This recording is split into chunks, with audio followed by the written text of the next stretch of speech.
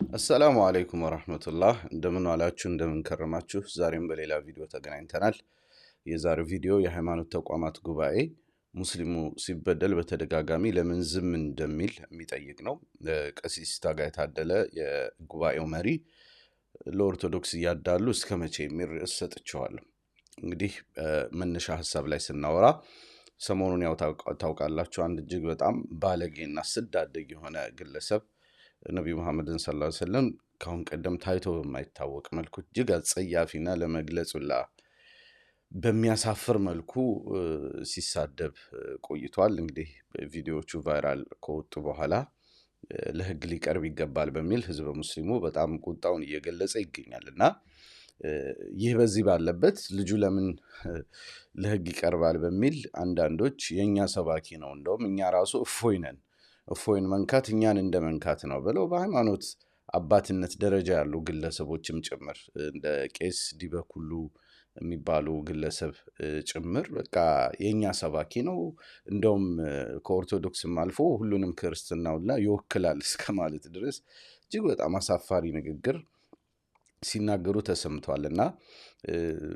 ይሄንን አንዳንዶቹ እንደውም በቃ ውይይት ነው በቃ መልስ ነው የተሰጣችሁ መጽሐፍ ቅዱስ ላይ ላነሳችሁ ጥያቄ እንደ መልስ ነው የተሰጣችሁ ምንም ችግር የለውም ሐሳቡን በሐሳብ መልሱለት እስከ ማለት ደርሰዋል። እንዲህ አይነት እጅግ በጣም አጸያፊ ወሲባዊ ስድብ ያዘለ ነገርን ልክ እንደ ተገቢ ውይይት አድርገው ቆጥረውት ማለት ነው። እንደው መሐይምነት ክፉ ነው ያስብላል። አሁን አንዳንድ ሰዎች ለሰውየው ድጋፍ እየገለጹ ያሉበትን መንገድ ሲታይ ማለት ነው ጥላቻ አይናቸውን እንደጋረዳቸው ግልጽ ነው። የሙስሊም ጠልነት በሽታ ካልሆነ በስተቀር የትኛውም ሃይማኖት አለኝ የሚል ግለሰብ እንዲህ አይነቱን በጣም ባለጌ ሰው የኔ ሰባኪ ነው ብሎ አይቀርብም። እንዴት እንደማያፍሩ አይገባኝም። ማለት እንዲህ አይነት ግለሰብን ከሃይማኖታቸው ጋር ከሰባኪነት ጋር ማያያዝ መፈለጋቸው በጣም እንቆቅልሽ ነው የሚሆንብኝ። እኔ እንደዚህ አይነት ባለጌ ሙስሊም ሰባኪ ቢኖር በጣም ምሳቀቅ ይመስለኛል። ሐቂቃ እንኳን ኡስታዝ ብዬ ልጠራውና ማለት ነው። እና ሰዎቹ ግን ምንም አልመሰላቸውም። ምናልባትም በቃ እነሱ የደበቁትን ጥላቻ አውጥቶ እንደገለጸላቸው ሳይሰማቸው አልቀረም መሰለኝ። አንደበታችን ነው አይነት ነገር ማለታቸው በጣም ያሳፍራል። እና ይሄ የሱፒሪዮሪቲ ኮምፕሌክስ የፈጠረውን በሽታ ሊሆን እንደሚችል እገምታለሁ። እንግዲህ ከሀገሪቱ ማህበረ ፖለቲካ አንጻር ስድብን እንደ ውይይት የማየት በሽታ ማለት ነው። ልክ ልጁ ሐሳብ እንዳነሳ አድርጎ እንዲህ አይነት አስቀያሚ ስድቦችን መልስ ስጡት ምናምን የሚሉት የሱፒሪዮሪቲ ኮምፕሌክስ ይሄ የፈጠረው አመለካከት እንደሆነ መገመት ብዙ አይከብድም። እና እምነቴ ላይ ጥያቄ ካነሳህ ወይም በእስልምና በኢየሱስ ዙሪያ ያለውን አቋም ከተናገርክ ወይ በዛ ዙሪያ መጽሐፍ ከጻፍክ እኔ ደግሞ ያንተን የመስደብ መብት አለኝ። ውይይትና ስድብን እኩል የማድረግ አመለካከት አንድም ከመሐይምነት ሁለትም ከጥላቻ ሶስትም ከሱፒሪዮሪቲ ኮምፕሌክስ ከወደቀ የበላይነት በሽታ የሚነሳ ችግር እንደሆነ እረዳለሁ። ከዛ ውጭ በሰለጠነ መልኩ ሃይማኖቶች እርስ በርስ ሊወያዩ ኮምፓራቲቭ ሪሊጅን ውይይቶችን ሊያደርጉ ይችላሉ። ያ ሌላ ጉዳይ ነው። ውይይት በውይይትም የሚያዝ ነው። ስድብ ግን መብት የለውም። ማንም ቢሆን እንዲህ አይነት አስቀያሚ ነገሮችን የመስደብ መብት የለውም። እንደዚህ የሚሰድበን ሙስሊም አለ ብለው ካሰቡ ለሕግ ሊያቀርቡት ይችላሉ። እና ዛሬ ግን የምናወራው በተቋማት ኃላፊነት ጉዳይ ነው። ተቋማት ምን ኃላፊነት አለባቸው የሚለውን አስመልክቶ በአጭሩ ማነሳላችሁ ይሆናል። የመጅሊሱን በሕግ የማስጠየቅ ኃላፊነት አስመልክቶ ትንሽ ጥቂት ነገሮች እናነሳለን። ከዛ ደግሞ የሃይማኖት ተቋማቱ ጉባኤው ዝምታ ያለውን አንድምታ ለማንሳት እንሞክራለን።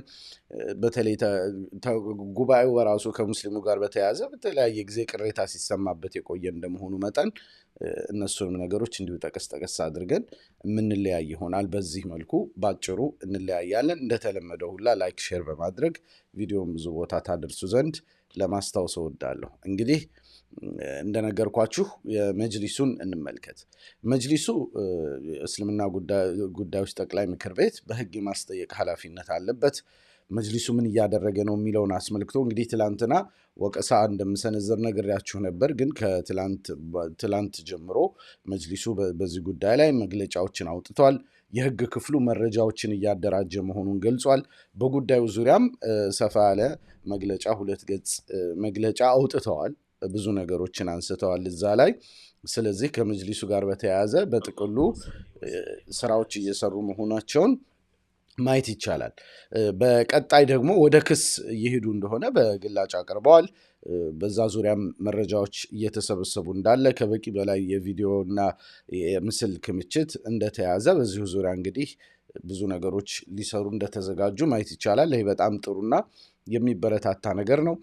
በቀጣይ እንግዲህ ወደ ክስ መሄዳቸውን አስመልክቶ የበለጠ ሊገፉበት ይገባል። አንደኛ መጅሊሱ ፉልታይም የህግ ክፍል አለው። ስለዚህ የህግ ክፍሉ ዋናው ስራው ደግሞ ይሄ ሊሆን ይገባል። ያ ብቻ አይደለም፣ መጅሊሱ በማህበር የተደራጁ ሙስሊም የህግ ባለሙያዎችም አሉት። ቅርብ ጊዜ እንደውም በማህበር ደረጃ ተደራጅተዋል በመጅሊሱ እውቅና።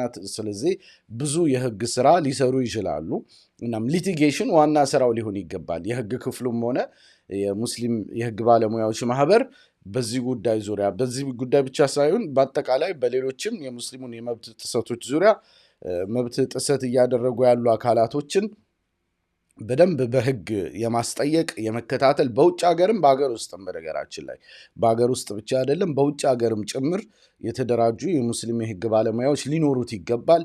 ባሉበት ሰዎች ላይ ህግ ክስ ሊመሰረትባቸው ይገባል። ተጠያቂነት ሊኖር ይገባል። ስለዚህ ሙስሊሙ ላይ የሚፈጸሙ የመብት ጥሰቶች በግላጭ አስጠያቂ መሆን ያለበት አካል አለ። ይህንን ፉልታይም ስራውን ሊሰራ እንደሚገባ ሁላችንም እንረዳለን።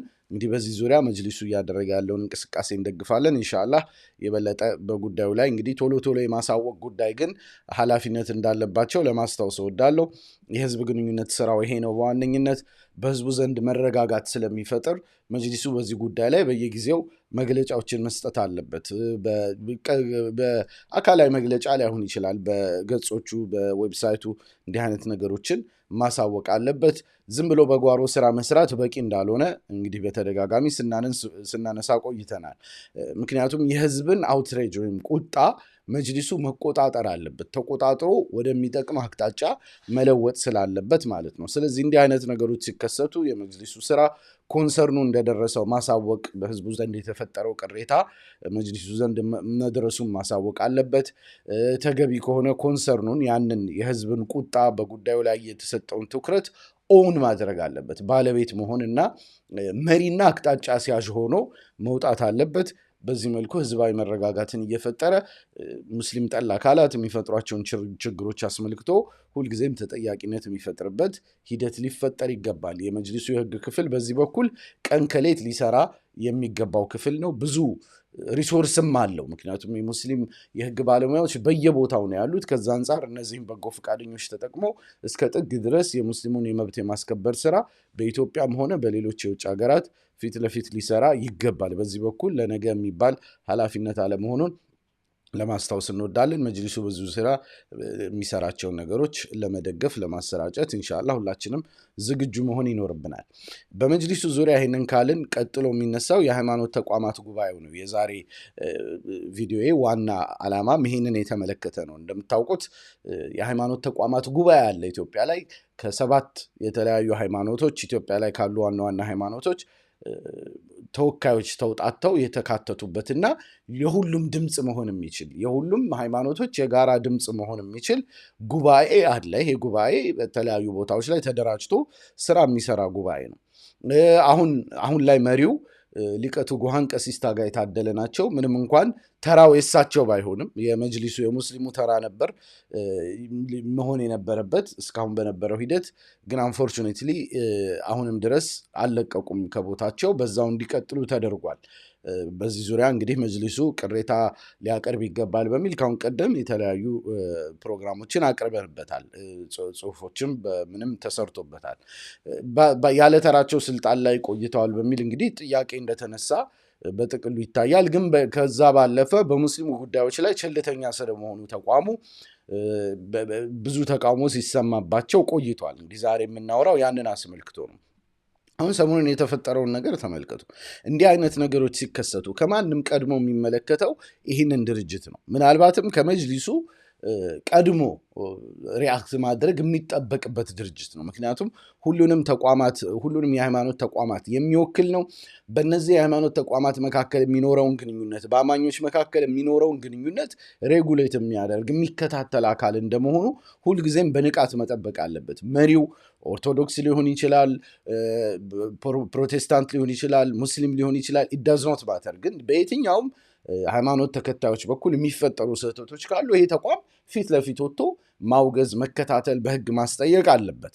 ስለዚህ የመሪው ሃይማኖት ምንም ሆነ ምንም ሁልጊዜ ይህንን ስራውን ሊሰራ የሚገባው ተቋም ነው። አሁን እየሆነ ያለው ግን ያንን የሚያሳይ አለመሆኑን አስመልክቶ እንግዲህ ከሙስሊሙ በኩል ብዙ ቅሬታዎች ይነሳሉ። ይኸው በሰሞኑ እንኳን ባየነው ነገር እንግዲህ አሁን እስከ 9 ሰዓት ድረስ ቼክ አድርጌያለሁ፣ ገጻቸው ላይ ገብቼ እስካሁን ድረስ በጉዳዩ ላይ ምንም ያሉት ነገር የለም። ምናልባት ከ9 ሰዓት በኋላ ያሉት ነገር ካሉ አላቅም። እስከ 9 ሰዓት ግን ቼክ አድርጌያለሁ። ይህን ያክል ሀገሪቱ ስትታመስ ከትላንት ኦልሞስት ላለፉት 2 ቀናት በጣም ግዙፍ አጀንዳ ሆኖ ወጥቷል።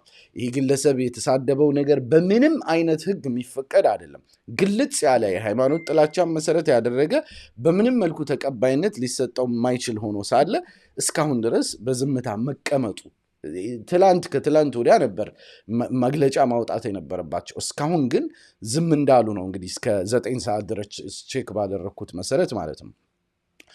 እስካሁን ድረስ ቀሲስ ሊቀ ትጉሃን ቀሲስ ታጋይ ማን ነው እስካሁን ድረስ በዚህ ጉዳይ ላይ ያሉት ነገር የለም። እስከ 9 ሰዓት ድረስ እንዲህ አይነት ነገሮች ሲከሰቱ ግን ማድረግ ነበረባቸው። ይሄ በጣም ከፍተኛ ቅሬታ የሚፈጥር ነው። ካሁን ቀደም ኦርቶዶክስ ሃይማኖት ላይ የተዘባበቱ ግለሰቦችን አስመልክቶ ይሄ ማህበር ለተጠያቂነት ሲያቀርብ ሲከስ ምን ሲል ቆይቷል።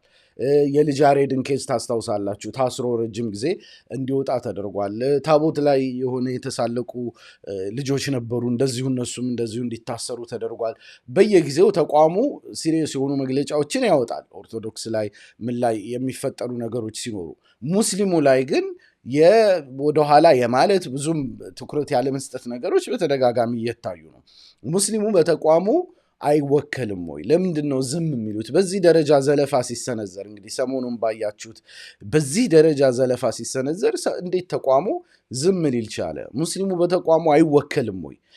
ሊቀ ትጉሃን ከኦርቶዶክስ ወገን ስለሆኑ እያዳሉ አይደለም ወይ? በዚህ ጉዳይ ላይ ለምንድነው ዝም የሚሉት? ኃላፊነት የለባቸውም ወይ? እኒህ ግለሰብ የተቋሙ መሪ ናቸው ወይስ አንድ ሃይማኖትን ብቻ ነው የሚወክሉት? በጣም ግራ የሚገባ ነገር ነው። አንድ ሰው በተቋሙ ሊቀመንበርነት ሲቀመጥ የሚወክለው 7ቱንም ሃይማኖቶች ሆኖ ሳለ ለምንድን ነው ኢምፓርሻል ሲሆኑ ማናያቸው? በጣም የሚያሳዝን ነገር ነው። ተቋማዊ ኃላፊነት ላይ ማዳላት እኮ አይቻልም። ይሄ ተገቢ ያልሆነ ነገር ነው። ሁሉም ሲጠቃ ፊት የመውጣት ግዴታ አለባቸው። ኦርቶዶክሱም ሲጠቃ ፊት የመውጣት ግዴታ አለባቸው። ሙስሊሙም ሲጠቃ፣ ፕሮቴስታንቱም፣ ካቶሊኩም ለሁሉም መቆም ሲገባቸው፣ ሙስሊሙ ላይ ግን ችል የሚሉበት ጉዳይ በፍጹም ሊገባን አልቻለም።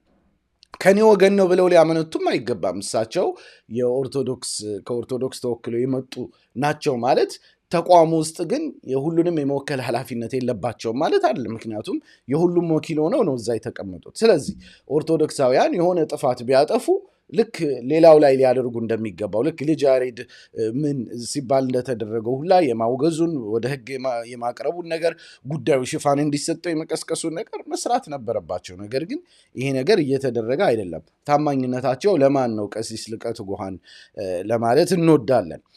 ከዚሁ ጋር በተያያዘ እንግዲህ ተቋሙ ቅሬታ ሲነሳበት የመጀመሪያው አይደለም። ከሙስሊሙ ጋር በተያያዘ የተለያየ ጊዜ ቅሬታ ሲነሳበት ቆይቷል። በጎንደሩ ኬዝ ለምሳሌ ከተነሳበት ቅሬታ አንዱ ነው። በጎንደሩ ኬዝ ታስታውሳላችሁ እንግዲህ ጎንደር ላይ ሙስሊሞች የጎዳና ኢፍጣር እናደርጋለን በማለታቸው በረመዳን ተተንኩሰው ኦልሞስት በርካታ ጭፍጨፋ እንደደረሰባቸው ይታወሳል። በጣም አክራሪዎች ጥሪ አድርገው ማለት ነው በድሽቃ ጭምር እንዲጠቁ ተደርጓል።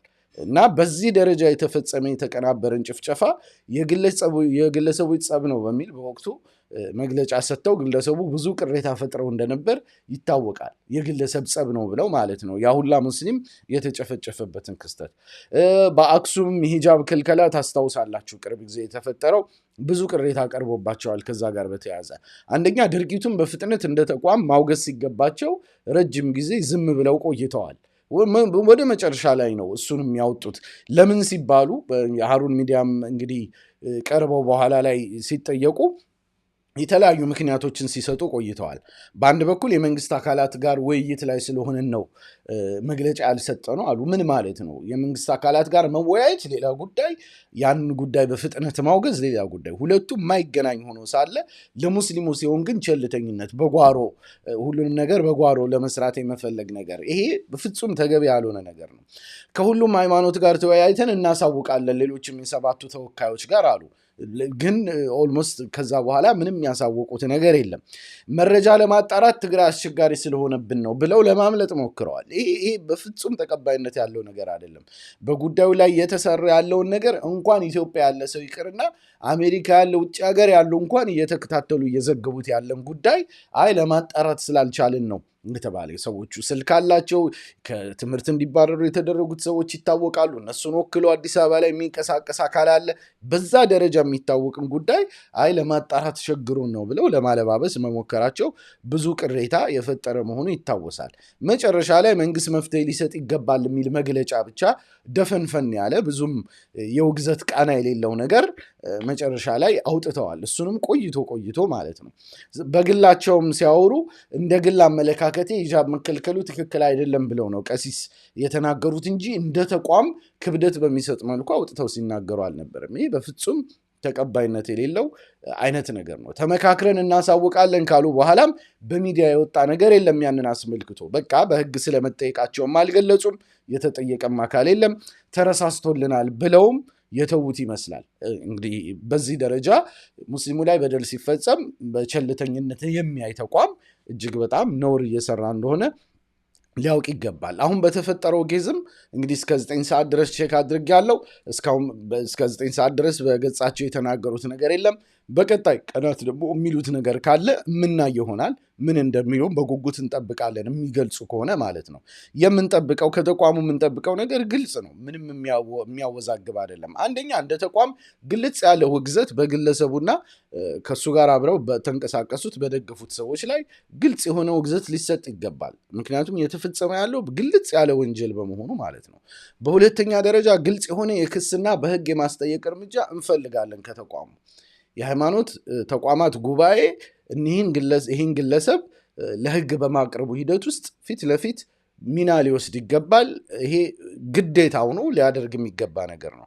ጉዳዩ ከዛ ውጭ በሶስተኛ ደረጃ በቂ የሚዲያ ሽፋን እንዲያገኝ ማድረግ ኃላፊነት አለበት። በቃ ይሄ ጉዳይ በቂ ሽፋን እንዲሰጠው የማድረግ ወደ ጉዳዩ አቴንሽን የመጥራት አጀንዳ የማድረግ ኃላፊነት አለባቸው ቀሲስ ታጋይ ታደለ። ምንም እንኳን እሳቸው በግላቸው ኦርቶዶክስ ቢሆኑም ተቋሙን ወክለው እስከተቀመጡ ድረስ ማዳላታቸውን መተው አለባቸው። የሙስሊሙ ጉዳይም ሲነሳ የእኔ ብለው ነው ሊንቀሳቀሱ የሚገባው። ነገ ሌላ ሙስሊም ደግሞ ተቀያሪ መሪ ሆኖ ቢመጣ ደግሞ ያም ግለሰብ ኦርቶዶክሱ ላይ በደል ቢደርስ የእኔ ብለው ነው ለእንትን ሊል የሚገባው። ይሄ ተቋማዊ ኃላፊነት ነው። ይህን ተቋማዊ ኃላፊነታቸውን እንዲወጡ ጥሪ ለማድረግ እንወዳለን። እንደ በፊቱ አረሳስቶ መሄድ በፍጹም ተቀባይነት የለውም፣ አንቀበለውም። ይህ ከሆነ በዚህ ቸልተኝነታቸው የሚገፉ ከሆነ የሙስሊሙ ጉዳይ ሲመጣ በፍጥነት መግለጫ ለመስጠት ለማውገዝ የሚዘናጉ ከሆነ ሲያወግዙም በቀላል ቃላት ብዙም ፊት ለፊት በማይወጣ መልኩ የሚያደርጉ ከሆነ በዚሁ የሚቀጥሉ ከሆነ ችግሩ ያለው ተቋሙ ላይ ነው። ተቋሙ ላይ ፊት ለፊት የማውገዝ አቅጣጫ በጉዳዩ ላይ ቅስቀሳ የማድረግ ነገር በእኛ በኩል እንደሚኖር መግለጽ ያስፈልጋል። ካስፈለገ እንደውም መጅሊሱ ጉባኤውን ለቆ እስከ መውጣት ድረስ የሚደርስ እርምጃ መውሰድ አለበት። ወደዚህም የምንገፋ ይሆናል። በዚሁ የሚቀጥል ከሆነ እኛም አባል የሆንበት ሙስሊሙ አባል የሆንበት ግማሽ ህዝቧ ሙስሊም በሆነበት ሀገር ላይ ሙስሊሙን ወክሎ የተቀመጠ ተቋም ለሙስሊሙ መብት የማይከራከር ከሆነ መጅሊሱ ከዛ ውስጥ ሊወጣ ይገባል። በቃ ሙስሊሙን አይወክልም ይሄ ተቋም። እኛ እስካሁን ድረስ በእኛ በኩል ቸልተኝነት ታይቷል። ስለዚህ ከዚህ ጉባኤ ራሳችንን አግልለናል የማለት ኃላፊነት መጅሊሱ ላይ ይወድቃል። እኛም እንደ አክቲቪስት እንደ ጋዜጠኛ ወደዚህ የምንገፋ ይሆናል፣ በዚህ የሚቀጥል ከሆነ ማለት ነው። ስለዚህ ከተቋሙ ግልጽ እርምጃዎች እንፈልጋለን። 3 እርምጃዎች ለማስታወስ ያክል ከተቋሙ የምንፈልጋቸው ነገሮች 3 ናቸው። እንደ ተቋም ግልጽ ያለ የማያወላዳ ውግዘት በግለሰቡና በደገፉት ሰዎች ላይ ያስፈልጋል። ግልጽ የሆነ የክስና በህግ የማስጠየቅ እርምጃ ያስፈልጋል። ያስፈልጋል። ጉዳዩ በቂ የሚዲያ ሽፋን እንዲያገኝ የማድረግ ስራ እንጠብቃለን። ከዛ ውጭ የተፈጸመው በደል በግላጭ በዚህ መልኩ ሆኖ ሳለ ሙስሊሙ እየተበደለ ያለ ጉዳዩን የጋራ ለማድረግ ቢሞክሩ በመግለጫ ልክ የጋራ እንደሆነ ነገር አጓጉል የሆነ ምንድነው የሚሉት ፎልስ ኢኩዊቫለንስ ለመፍጠር የሚሞክሩ ከሆነ ሙስሊሙ ተበድሎ ባለበት ጉዳዩን የሆነ ለማለባበስና የጋራ ለማድረግ የሚሞክሩ ከሆነ በዛ መልኩ ተቋሙ ላይ ነው ችግሩ ብለን ተቋሙን መታገል እንደምንጀምር ማወቅ ይገባል። ይሄ ነው ለዛሬ የምሰጠው መልእክት። እንግዲህ ከወደዳችሁት መልእክቱን ላይክ እና ሼር በማድረግ እንተጋገዝ። በቋሚነት የምሰራቸው ነገሮች እንዲደርሷችሁ ሰብስክራይብ እና ፎሎ ማድረግ አትርሱ። በኮሜንት ሀሳባችሁን በመስጠት እንደዚሁ ቪዲዮ ብዙ ቦታ እንዲደርስ ማድረግ ትችላላችሁ። መደገፍ የምትፈልጉ ዩቱብ ላይ ጆይን ማድረግ ትችላላችሁ። ፌስቡክ ላይ ሰብስክራይብ አድርጋችሁ በወርሃዊ መዋጮ ልታግዙ ትችላላችሁ። ከዛ ውጭ ደግሞ በሱፐር ታንክስ እና በፌስቡክ ስታር እንደዚሁ ስጦታ መስጠት ትችላላችሁ። በባንክ ሂሳብ ቀጥታ ማገዝ የምትፈልጉ ስክሪኑ ላይ ባለው ቁጥር ልታስገቡ እንደምትችሉ ለመጠቆም እወዳለሁ። እስካሁን አብራችሁኝ ስለቆያችሁ እጅግ በጣም አመሰግናለሁ። እንደተለመደው ሁሉ ወሰላሙ አለይኩም ወራህመቱላህ።